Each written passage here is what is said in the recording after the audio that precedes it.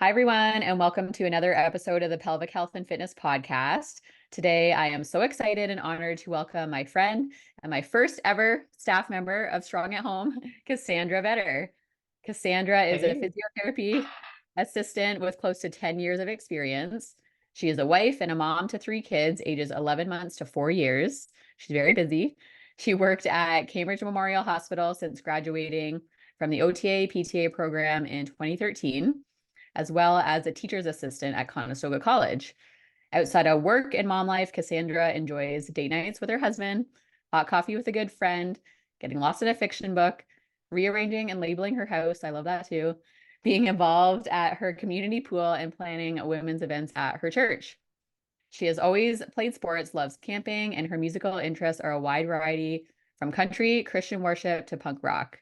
She is a motherless mother and has had to navigate the grief that came along with learning all the beautiful and difficult adventures that motherhood brings. And we have that in common too. I didn't even think about that, but we should talk about that a little bit too. Yeah. Thank you so much for joining me, Cassandra. I'm so excited to have you here. Yeah. Thanks for having me. Yay. So before we get into it, actually, before I even ask you about your background, I just want to share Mhm. with our listeners who are tuning in why we're doing this conversation and how you and I even met, which is kind of a cool story. Shout Yeah. out to Mrs. Little, Allison Little. We'll have to send her this episode to listen to. Yes, we She's do. For our sure. little matchmaker. Yes, she is. Um, yeah, one of my high school teachers is next door neighbors to Cassandra. And I think Great she, neighbor. yeah, I can imagine. Basically just told you to follow me. Is that right? Yeah. Yeah, Yeah. because you had She's just like, had your hey, third kid. you're a physio assistant. She's a physio. And I feel like you would love following her. And so, yeah, she recommended you, and I started following you, and Yeah. And was that just there we after you had your connected. third kid that you connected the first time? Yeah, I think so. I can't remember if I was pregnant or early postpartum Okay. with my third. So, yeah, and then I just really enjoyed everything you were putting out there, super resonated with me, and Awesome. yeah, shot you a few messages. Yeah. Cassandra reached out to me in my DMs and just said, hey, I like your content and this is who I am. And yeah, I remember thinking at the time, like, that'd be cool to have a PTA, but it was, more than a year ago, probably. And at the time, I was like, yeah, I'm not quite there yet, but I'll keep that in mind. And yeah, you just kept kind of like chiming in here and there, like, hey, commenting on stuff. And I was like, this girl's pretty cool. And Oh, yeah, and then you and I got together just before Christmas. So now it's February 2024. So just before Christmas in 2023, and had such a good chat. And yeah, in that moment, I think everything just came together so easily that I'm like, why not try? Why not, add a service, add some options for folks and mhm. just see how it goes. And yeah, it's been a cool journey so far. Yeah, it has been. Yeah. I've enjoyed it. Yeah, me too. So yeah, let's get into all about Cassandra. So tell everyone a little bit more about you and what led to you becoming a OTA PTA. Yeah, so I went straight into the OTA PTA program at Conestoga right after high school. I knew I wanted to work with people, care for them in some way. I knew I wanted some like hands-on schooling. So I was really trying to decide between doing this program or athletic therapy. And I just knew like at some point I'd want to have kids and probably not always work nights and weekends. And although athletic therapy would have been amazing, yeah, I settled on Conestoga and loved it. Yeah, and that brought me to Cambridge Hospital because one of my co-ops was there, and the timing was amazing. I had my very last co-op there right before I graduated, and they had a position opening. So yeah, they liked me enough to hire me on, I guess, and I've been there ever since. So Awesome. And yeah, do you want to just tell our listeners, because I think, the OTA PTA position, I'm very familiar, obviously, because I do this for a living. And, in physio school, we had to do rotations in the hospital. So got sort of used to seeing that role. Do you want to just mhm. tell people a little bit about, your role? How do you work with the physio? What does it look like? What types of things do you do in the hospital? Yeah, so In my experience at the hospital, I've worked on multiple different units. So between the medicine, acute care, surgery, and there's a rehabilitation unit at Cambridge.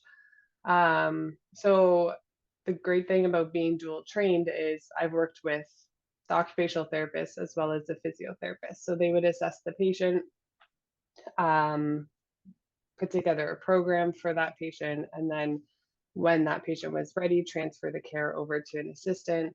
Um, and having worked on all the different units, I really had a variety of different therapists that I worked with, which was amazing because you learn so much from different people.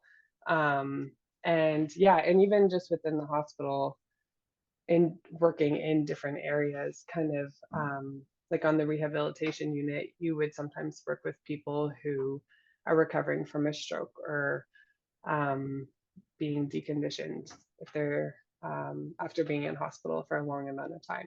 So cool. So you got to see like a variety of different clients and variety of different things. Yeah, Yeah. Yeah. yeah. Very cool. That's awesome.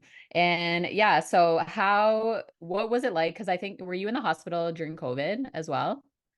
So I was on maternity leave when the pandemic started, and then I went back after my first maternity leave in like the thick of it, and I went back Okay. pregnant with my second. So when I was heading back in January 2021, which is like just when the vaccines and stuff started Okay. getting rolled out. And like I said, I was already pregnant and then ended up back on sick leave. So I bypassed a lot of the hospital experience through COVID. So Yeah. Okay. Yeah. Timing was, I guess, good in that sense that you didn't have to be there for the real thick of it. yeah, good in that Yeah. sense. I'm definitely felt for my coworkers who, were living through it and experiencing it and whatnot and kind of being on the outside looking in. But Yep. good time to be at home with the kids, I guess. For sure. Yeah, let's get into Cassandra as a mom. So tell us a little bit about your kids, and I'd love to hear about just like your pregnancies and your postpartum experiences with all of them. All of them, all Oh, three. okay. Wow. I had very big babies and I always went over. My oldest was 9 pounds, 9 ounces, and 12 days overdue. My second, my daughter was 8 pounds, 14 ounces, 9 days overdue. 9 days, I think. Both of those were inductions. And then my third, I was so determined to not have an induction. And I didn't, but I was 11 days overdue and he was 10 and a Wow. half pounds. My pregnancies were, because they were big babies, I would say it was hard on my body and my back in particular. If you were dealing with some back pain, did you get help? Did you see pelvic physio or any physio support during that time? Yeah, so I did see a pelvic floor physio prenatally with my first. I would have loved to go with my other pregnancies. I think just the logistics of getting there when you had other kids and in the thick of COVID with like lack of childcare options made it difficult. I wanted as much help preparing for birth as possible. And so that was my very first introduction to pelvic floor physiotherapy was prenatal with my first. After all three of those births, I had some tearing. So then I would always go back for a reassessment after, and worked with a couple different physios based on, location and that sort of thing. Um, yeah, and that kind of started my journey of learning about pelvic floor physio and kind of opened up this world of, yeah, just talking about things that don't get talked about and yeah, it just kind of captured me a little bit. Yeah, that's so cool. And how about your postpartum recoveries? How did that go with your three kiddos? Yeah, so with my daughter, I had the worst tearing, and thankfully she was summer baby, and my husband took a 5 week paternity leave. So I think that very much helped my healing because I think I had the time and space to be able to focus on healing and slow down while also having a 2-year-old. Um, yeah, so that was super helpful. Postpartum healing with the other ones, like I think after having Isaiah, who's my third, I still feel like I didn't really know how to get back into exercise. I would just posted on Instagram the other week about how my first workout back was like a 20-minute run pushing two kids in a chariot on the hilly West Galt um, streets, and I couldn't walk for like 2 weeks after. And then I started doing strong at home with you, and I'm like, oh, I feel so silly that I didn't realize that probably wasn't the best way to start back postpartum. So, anyways, I'm here Yeah, but now. again, yeah, exactly. And that's honestly, Cassandra, again, we talked about this before we hit record. This is why I share my story over and over and over, because it is something that's not taught, even to us as healthcare professionals. We weren't Mhm. taught any of this stuff. I don't know if you, in your program, did you have pre-postnatal education involved in it?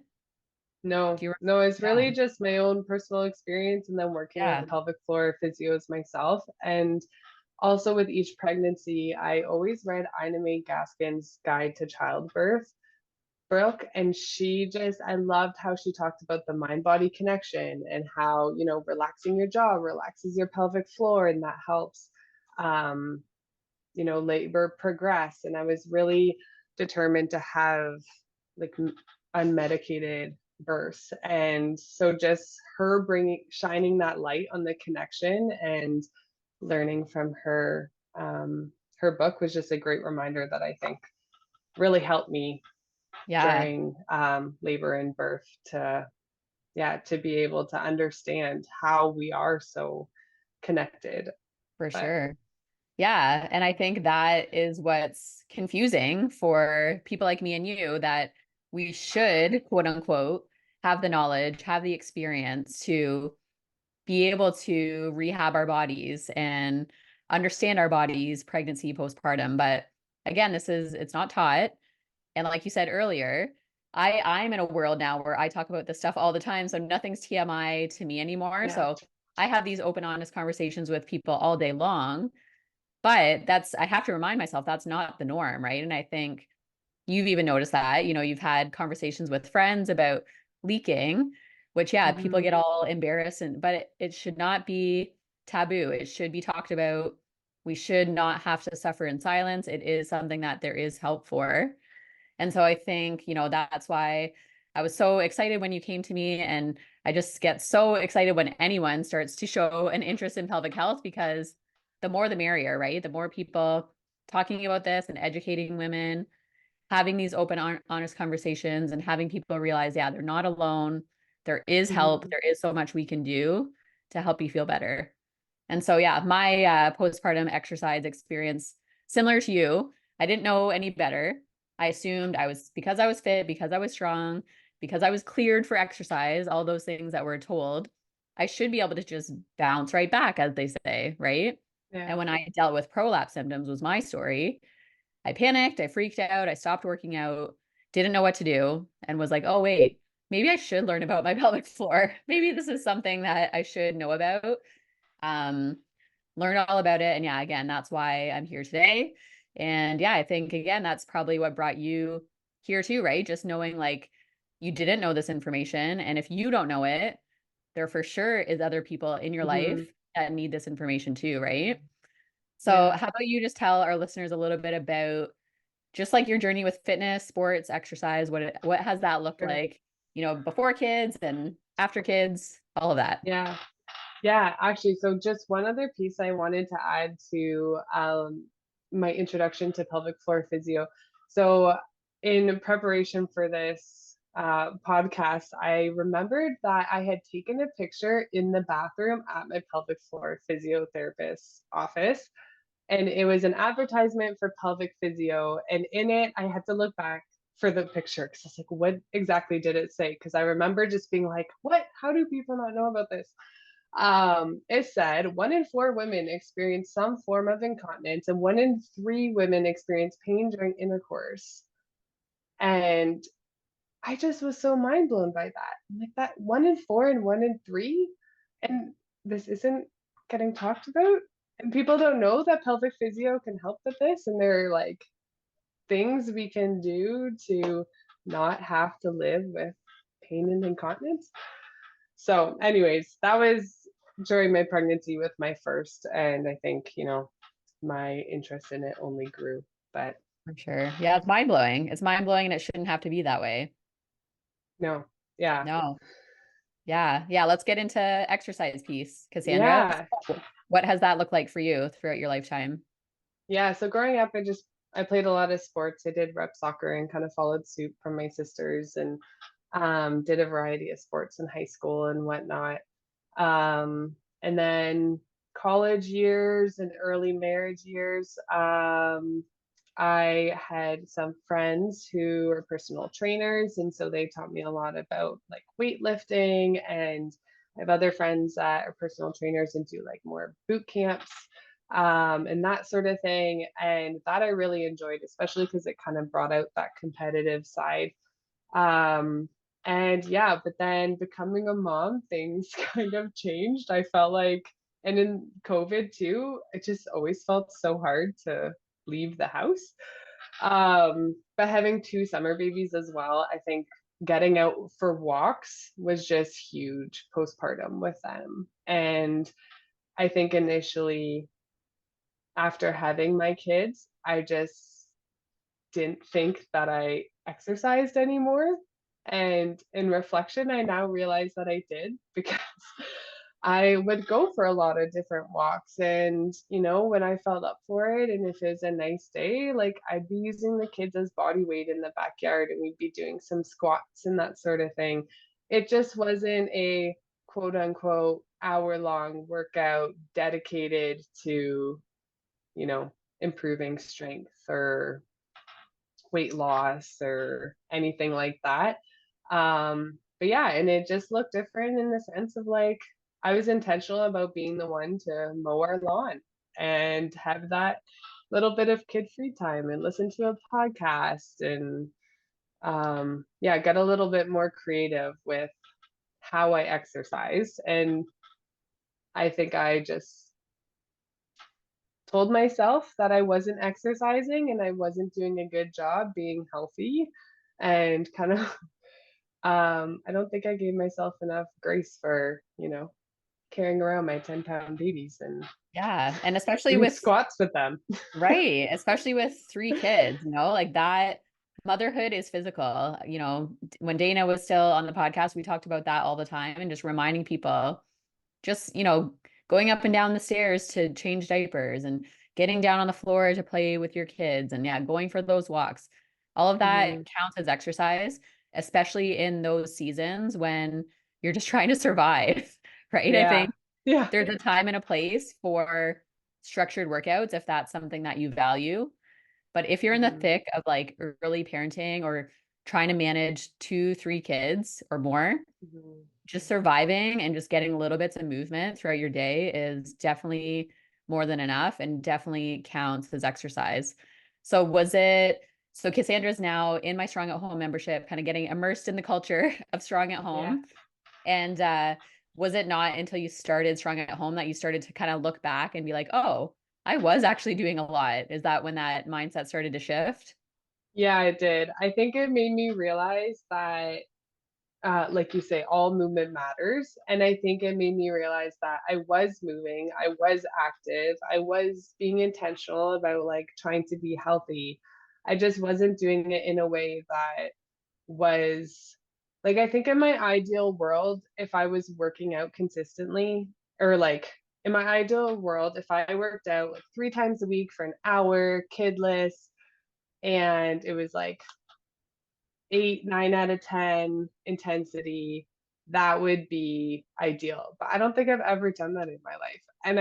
Think I and I think I realized like I need the variety. I need to play sports sometimes. I need to do some weight training sometimes. I need to just go for a walk with a friend. And I think strong at home and following, your Rhonda reminders of getting away from that all or nothing mindset has been such a game changer to me because, sometimes I'm doing strong at home with my kids and they're crawling all over me and they're imitating what I'm doing. And my 2-year-old daughter's like, Mom, we're exercising.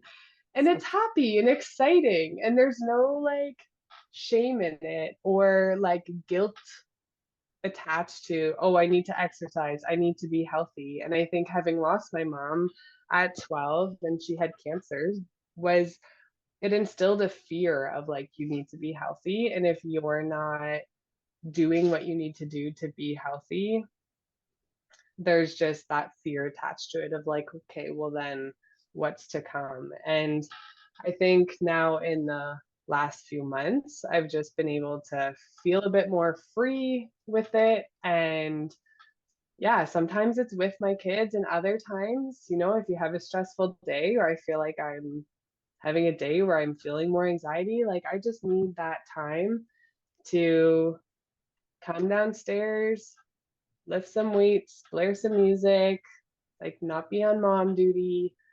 And it's really therapeutic, but that's not what it's going to look like every single day. And it's unrealistic to think that it is. So, Yeah. Oh, I love that, Cassandra. And I think so many important messages there that I think, again, ditching that all or nothing mindset is so important because our definition of what counts as exercise will have to change postpartum, right? We just mhm, can't expect ourselves to work out similarly to what we did, even during pregnancy. Sometimes it's easier if it's your first pregnancy, you don't have any other kids to take care of, right? yeah, um, Especially postpartum. And I think, yeah, just reminding ourselves that whether kids are there or not, it's not going to be perfect. It's not going to be the structured, beautiful, intense thing all the time.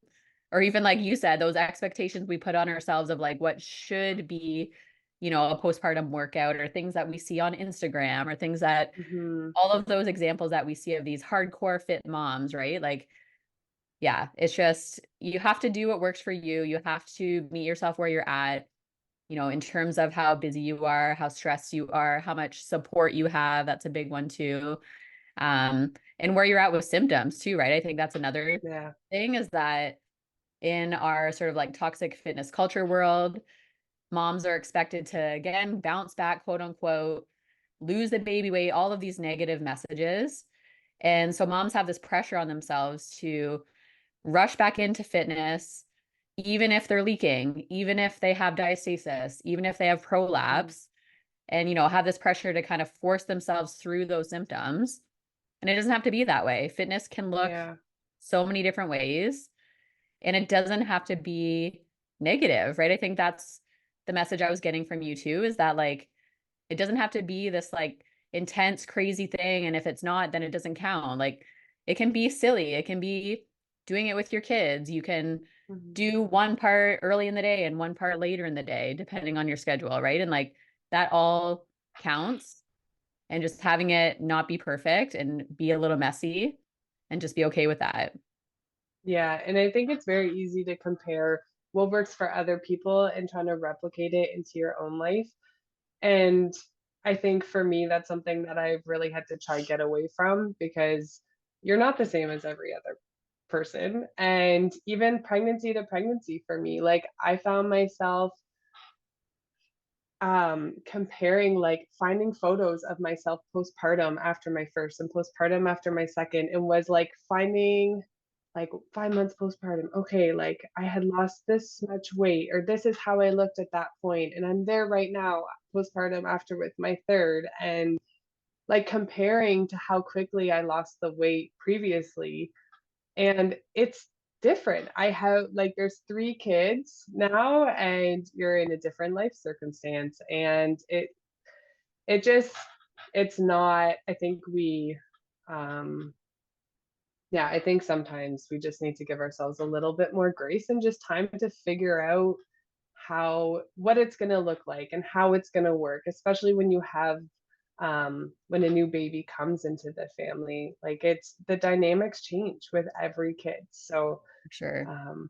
yeah, just giving ourselves time. And I mean, like in saying that, I do not have it figured out. We're still, it's a journey. It's always going to change week to week based on, if someone's sick or Yeah, someone's up in the night. it's, it changes. So, for sure. Yeah. Again, and I think having, learning that lesson, learning to adjust your mindset to ditch that all or nothing mindset just will serve you so well for the rest of your life, right? Because like you mhm, said, our life is always going to be changing, our schedules are always going to be changing, our yeah, bodies are always going to be changing. I think that's not talked about enough, that like it's normal for our bodies to change as we age and grow and, learn, and we can't expect our body to continue to look the same as we did when we were a teenager. Like that's when you put it yeah, that way, you're like, that is ridiculous. Like, why would I think that? And so I think, yeah, learning to let exercise be what it's going to be throughout our lifetime. Like you said, if people get sick or if, perimenopause is in my horizon right now, menopause, there's always going to be something that will mhm, change exercise, what your routine is going to look like. So if we lose this like attachment to having to look a certain specific way, it just makes life so much better, right? Because then we're not yeah. filled with guilt of like, oh my goodness, I'm doing terrible. I'm not healthy. I'm not doing this, right? Like just letting it be what it's going to be. Yeah, and what is the end goal? And like, are we putting things in place? Are we are our expectations so high that whatever we're setting out to achieve is only going to last for a short amount of time? And that's another reason why I was just so drawn to, the message you're putting out there about, we're looking for a sustainable way to be healthy for the busyness of motherhood. And that is my goal. I align with that. Like, this is a long term thing for me. This is not like I'm trying to lose my baby weight and then I'm done. Like, I want to be able to be active with my kids as they get older and play with them. And, I know it's way too soon to be talking about this, but like, I want to be an active grandparent and be able to like not be in pain and on the floor with them or whatever. So, anyways, that's very far into the future, very, very far into the future. But I mean, it's just, I'm looking for sustainability, and this is helping me get there. So, Yeah. And I do talk about that too, Cassandra, because I think that is also what's missing in our society and our culture. Toxic fitness culture is this like quick fix, these intense programs that just promise all these things, which half the time is not true anyways. And then people quit, right? And then, so I think if you think about why do you want exercise in your life? And I do think about that too. I'm like, I want to be strong and fit and capable and able to move my body in ways that I want to move it for a really long time. And mhm, so for me, that's why, yeah, just having a sustainable, realistic approach is so important. And like one of the core values in Strong at Home is I don't want it to be quick fix approach. I want it to be long-term sustainable, which I've said on this podcast before is like, as someone trying to sell a program, it's not a sexy way to sell a program because people want like lose 15 pounds in 15 days and, you right. know, 6-week program to shed the baby. Like that's what I think it's changing slowly, but I think, Yeah, marketing has, skewed in that direction for so long. That's what we're used to seeing. And that's what we're used to, buying and paying attention to. But long-term sustainability is where it's yeah, at. I agree. Awesome. So I don't think I've actually shared on the podcast before about my mom and how that journey's been becoming a mom. I lost my mom in 2017 to cancer as well. And I just was talking about this with Sadie yesterday. Sadie was in my belly when my mom passed away. Mm, Maybe I have talked about this, but my husband and I, Jay, got married. My mom was in hospice when we got married. So we got married that she was able to be there. And I was able to tell her that I was pregnant with Sadie. Her mind was already starting to go a little bit. But she did have like a big smile on her face. And yeah, honestly, I'm not a super religious person, but like that was God's perfect timing, all of that. Like it was such a great, yeah, in the midst of grief, also so much joy and excitement. Yeah. Um, but it has been hard navigating motherhood without a mom, right? Yeah. Like I think, yeah, just little things like I want to be able to call her and just like brag about my kids. I think that's the biggest thing, right? Like they're doing so many cool things now, and I just want to like tell her, and I want her Mhm. there, and I want her to experience that. And it's hard, eh? Yeah, and I didn't expect grief to hit as hard as it did postpartum. When Eli was born, I think it was 13 years she had already passed away. And I feel like when Dan and I got engaged in the year we got married, I grieved a lot.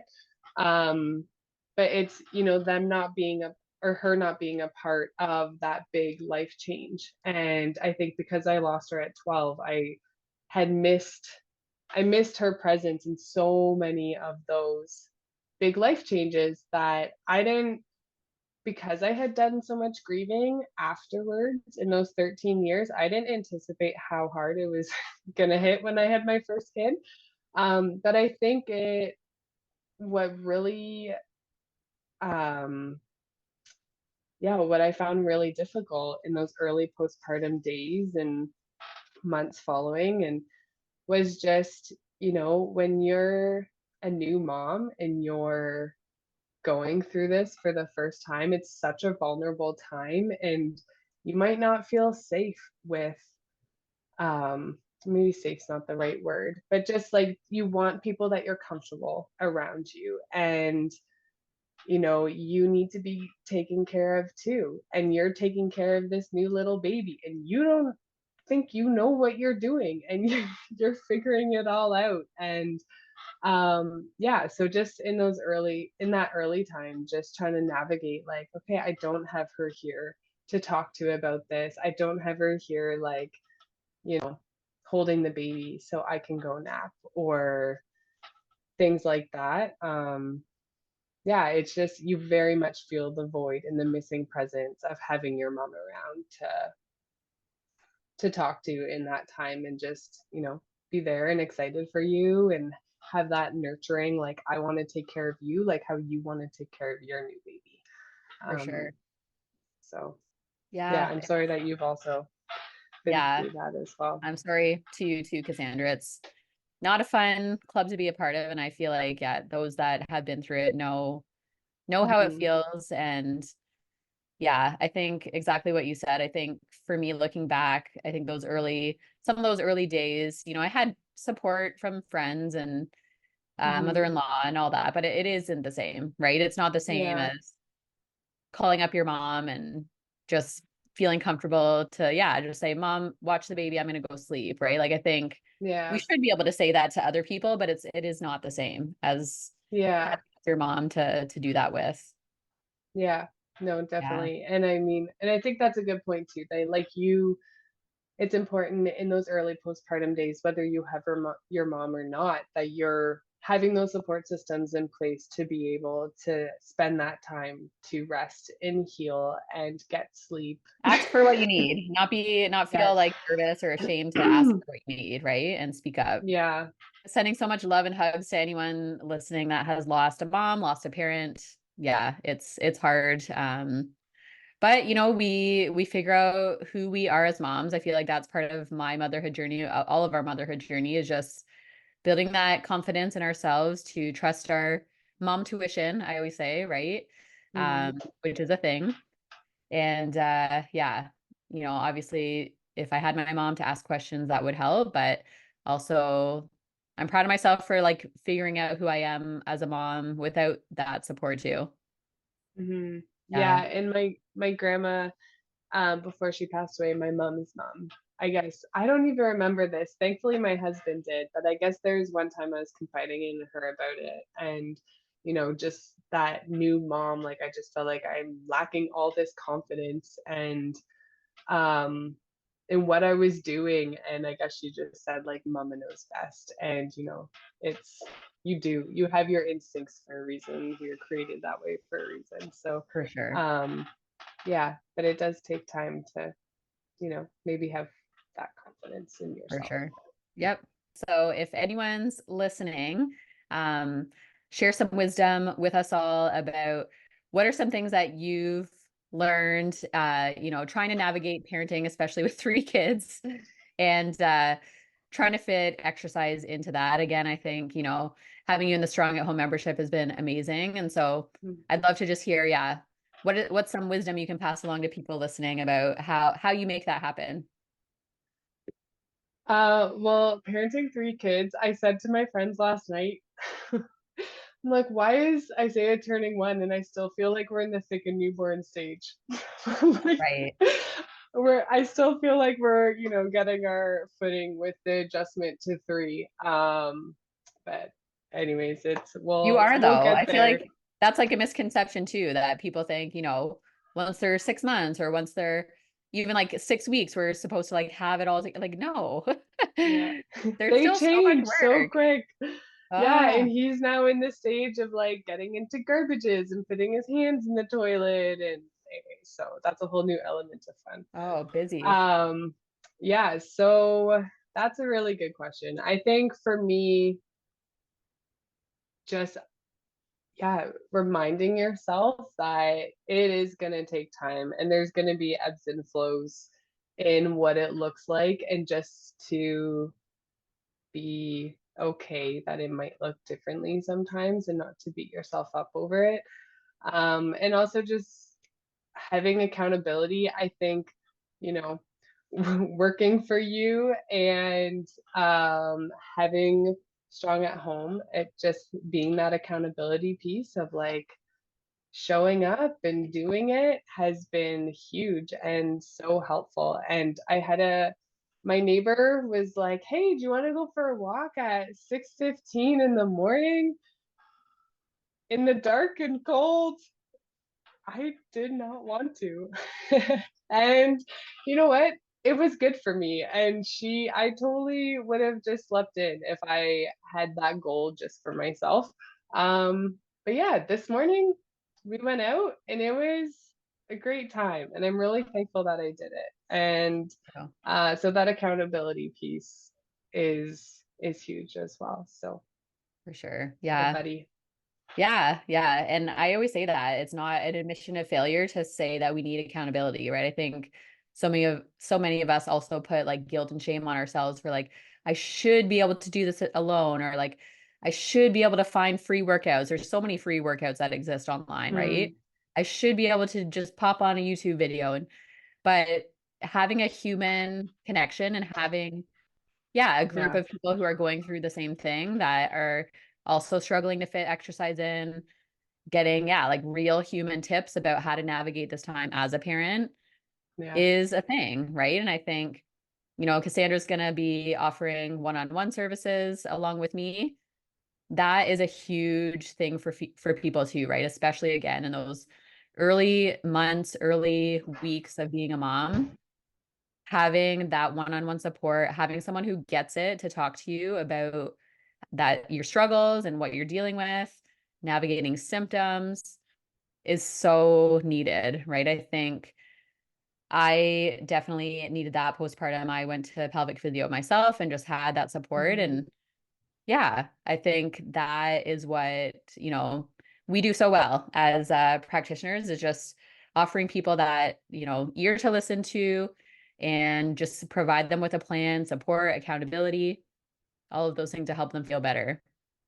Yeah, we were not meant to do it alone. So Not at all. No. I love the concept of body doubling, doing it together with someone else. Oh, I like that. Oh, have you never heard of I've never body heard double? that term. No. Oh, you'll have to look it up. Body doubling. It's Ah. a new thing. It's great. So just meaning someone's doing it with you, is that what it is? Yeah, yeah. So either virtually or Dan and I have done this before too, where we're like, hey, for 20 minutes, you're going to clean the kitchen and I'm going to do XYZ. And yeah, just working at the same time as someone else is very motivating. I heard it on the Minimal Mom is a favorite YouTube channel of mine, Okay. and she's all about it. She does some clean with me videos, and you clean with her, and you body double, and you're yeah. Anyways, it pulls in that accountability piece of you're not doing it Oh, alone, and yeah, I love someone's that. there with you, motivating you through it, Yeah. getting you to that end of 20 minutes. So Amazing. I love that. That's so cool. So, yes, what would be, if you had to kind of sum up our chat today, Cassandra, and things that you've learned, what would be sort of your biggest take home message for people listening today? we don't all have it figured out, and it's going to be a process and a journey, and just give yourself grace on the season of life you're in, whether you're pregnant or have a new baby, or you're dealing with symptoms, or that you're going through sleep regressions, or whatever it might be in life that's going on. It's okay that it might look differently than you would have liked or expected. And yeah, to think of that end goal of this is more about sustainability and health and long term than it is about a quick fix. So, Love it. So good. Awesome. So, why don't you share with our listeners? So, I always try to preface this that if you're listening to this when it airs, some of these things might change as we move forward. But for the time being, this is the structure of how you can work with Cassandra. So, do you want to just share with our listeners how that all works, with me, with you, yeah. how people can work with you? Yeah. So, Rhonda is my supervising physiotherapist. So, all assessments will be done by her. And then if going forward, if you want to be able to work with the PTA after you've done your initial assessment with Rhonda, then I'll be available at this point Monday and Thursday nights from 7 to 9 if evening appointments work for you. So, yeah, Rhonda will put together your program and talk about your goals going forward, and me and you will continue to work on those. Love it. Yeah, and Cassandra and I will be in constant communication to make sure people are feeling good, updating your plan, making changes as needed.